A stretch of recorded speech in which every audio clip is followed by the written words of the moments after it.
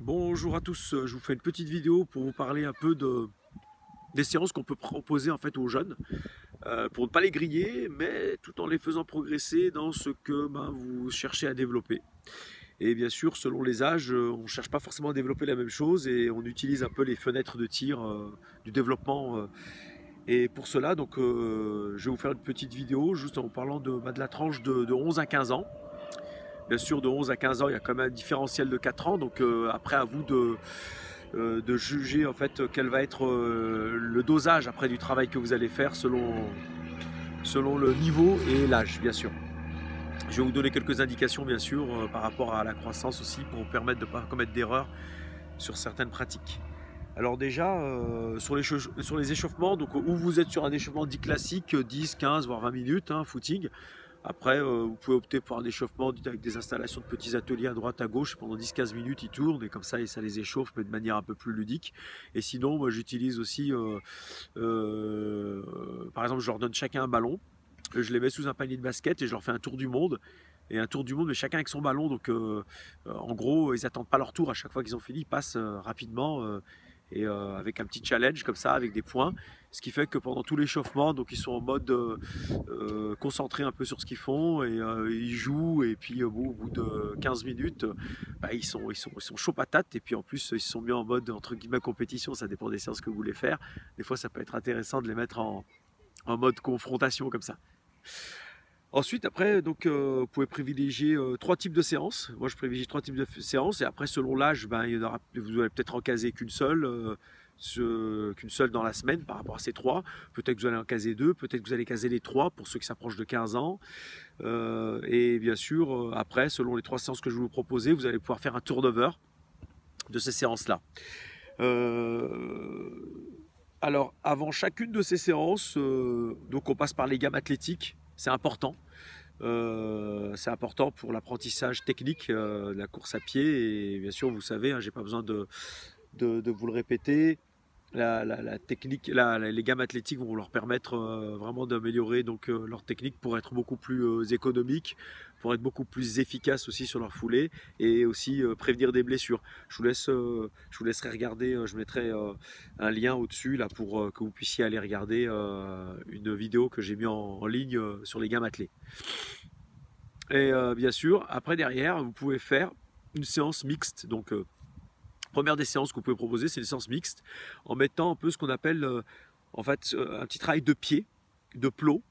Donc corde à sauter, quelques passages sur plot mais en coordination, échelle de rythme. On peut imaginer quelques petits légers bondissements. Attention à ne pas leur faire trop de pliométrie, hein, vraiment du petit saut hein, au niveau cheville. Hein, ça suffit largement pour travailler un peu le pied. Euh, Ensuite, vous pouvez aussi installer plein de petits parcours en fait pour travailler la foulée, mais avec des intervalles différents. Comme ça, ils essaient de caler en fait, de se trouver une foulée dans laquelle ils perdent pas trop en fréquence, mais qui soit dans une foulée assez ample. Et vous pouvez aussi installer des petits ateliers de haies avec des passages techniques sur haies, donc ou en courant ou des fois en passant par-dessus directement avec des petites gammes sur les haies. C'est hyper intéressant pour placer le bassin correctement et essayer de corriger en fait certaines déformations qu'ont les coureurs quand ils n'ont pas l'habitude quand ils ont l'habitude que de courir et pas de se placer. Donc les haies c'est hyper intéressant. Bien sûr, à la fin de cette séance-là, le coureur il aura envie de fractionner un petit peu, même quand ils sont jeunes. Et si on termine juste sur ça, ils vont se sentir frustrés. Donc vous pouvez leur donner à manger des 150 mètres, des 200. Vous pouvez faire un bloc de 6 à une douzaine de 150 ou 200 mètres selon le niveau. Hein. Vous essayez de faire comment dire, de faire le package qui va bien avec la forme du moment. Et bien sûr, vous faites un sorte de package qui est adaptable à tous les jeunes. Hein, s'il y en a qui ont besoin de partir de 180 mètres, 150, 160 ou 200, vous pouvez le dispatcher à chaque point et puis vous faites un départ commun et ils partent et puis ils arrivent en même temps sur la ligne d'arrivée par exemple et vous les faites repartir en fait à chaque fois de la même manière pour qu'ils puissent, on va dire, pour faire en sorte que la séance ne soit pas décalée entre eux et puis que la distance corresponde plutôt à un temps d'effort plus que le fait de faire chacun une distance pour une distance. Donc il y a possibilité de faire des choses sympas. Voilà. Et bien sûr, pouvez le faire sous forme de, plus sous la forme de VMA plutôt. D'accord? Temps d'effort, temps de récup. C'est bien, comme ça, vous êtes sur un travail en, un peu moins en puissance, mais beaucoup. En fait, si vous serez sur de la puissance, vous serez sur la puissance aérobie, hein, mais un peu moins en puissance, entre guillemets, au-dessus, on va dire en puissance. Quand je parle de puissance, c'est voilà, vous resterez dans une fourchette de 105, 110% de VMA, mais n'allez pas au-delà, même si les enfants, des fois, les jeunes, ils aiment bien un peu se tirer la bourre. Essayez de les freiner un petit peu, parce que des fois, ça, c'est pas forcément dans leur intérêt, parce qu'il y en a qui se grillent un peu comme ça. Voilà, après bon, à 15 ans, faut pas trop les retenir, hein. Des fois, c'est bien aussi de les laisser s'exprimer dans ce type de registre, même si des fois ils avoisinent 115, 120% de leur VMA sur des 200 mètres, hein. Bon, bah, c'est comme ça, hein. On a tous eu ces âges-là, et on a tous eu envie un peu en fin de séance comme ça de se décharger un peu comme ça. Mais bon, voilà, des fois faut la jouer entre guillemets en contrôle, mais on laisse un petit peu de mou. Voilà, voilà. Après, vous avez une deuxième type de séance mixte que vous pouvez mettre en place, hein, qui est intéressante. C'est plutôt mixer du sprint avec de la VMA. Alors en sprint, donc vous allez prendre des portions 30, 40, 50 mètres, hein. Vous mixez tout ça. Vous pouvez faire en série ou en bloc, hein, comme vous voulez, hein. Un volume total variant de 250 à 400 mètres cumulés en effort. Avec la fourchette la plus haute, hein, bien sûr, pour les plus âgés. Et bien sûr, vous pouvez finir sur une VMA un peu comme je vous ai décrite un peu avant, mais sinon, pour varier les plaisirs, vous pouvez finir sur une VMA qui ressemblera un peu plus à une pyramide avec des 150, 200, 300 par exemple, et vous répétez 2 ou 3 fois le bloc, hein, selon le niveau de vos jeunes. Alors néanmoins, il faudra faire attention juste à une petite chose sur le sprint, parce que les jeunes qui vont s'approcher de 15 ans, commencent à avoir des fois des petites douleurs dans les ischio-jambiers, des choses comme ça. C'est l'âge dans lequel, quand quand ils mettent la patate, et ben ça peut piquer un peu derrière. Pourquoi? Parce que le quadriceps, leur quadriceps se développe pas mal et les ischios un petit peu moins. Et c'est bien à ces âges-là des fois, en fait, à la limite, sur certains sprints, de les faire partir lancés au lieu de les faire partir arrêtés.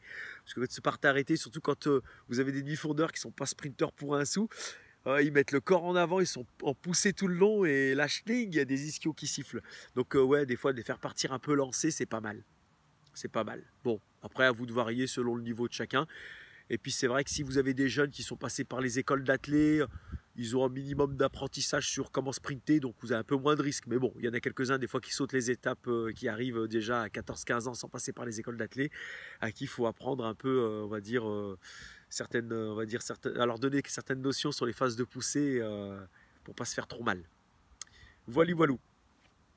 Ensuite, vous pouvez donc en troisième séance, bon ben comme c'est des cours de demi-fond, bien sûr, des fois il faut leur garder une petite séance où ben, ils s'échauffent et puis derrière ben, ils font des variations d'allure dans différentes zones, hein. Vous utilisez un spectre assez large, hein, de 85 jusqu'à 100%.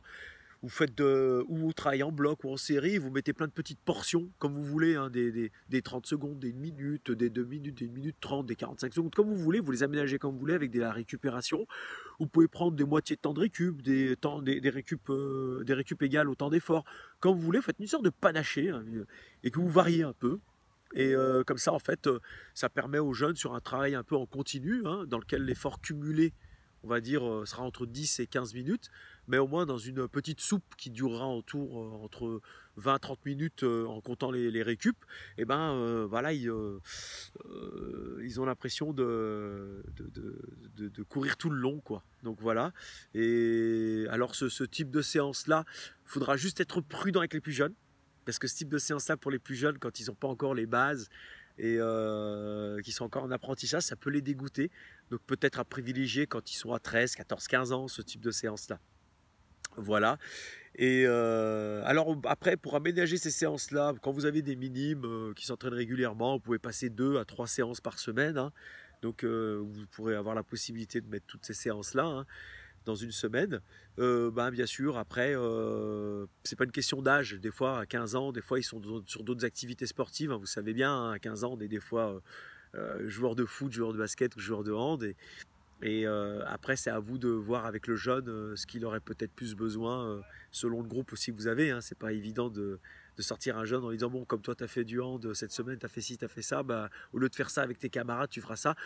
Bon, bah voilà, après, c'est les, comment dire, les aléas de l'entraînement et on doit s'adapter avec tout ça quand on est coach sportif.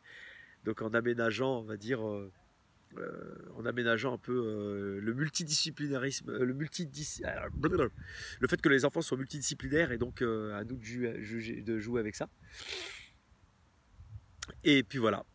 Et donc à nous de faire en sorte que sur ces séances-là, ils puissent trouver leur compte. Et donc après, si toutefois vous avez des groupes un peu plus jeunes, partez sur plutôt une séance sur chacun de ces thèmes-là par semaine, et puis vous faites un petit tour à chaque fois et vous faites progresser un peu les enfants sur ça. Alors, un petit supplément, ce qu'il faut savoir sur deux choses que l'on utilise à l'entraînement, mais qui, des fois, il faut être un peu plus prudent quand on les utilise, c'est la notion d'étirement.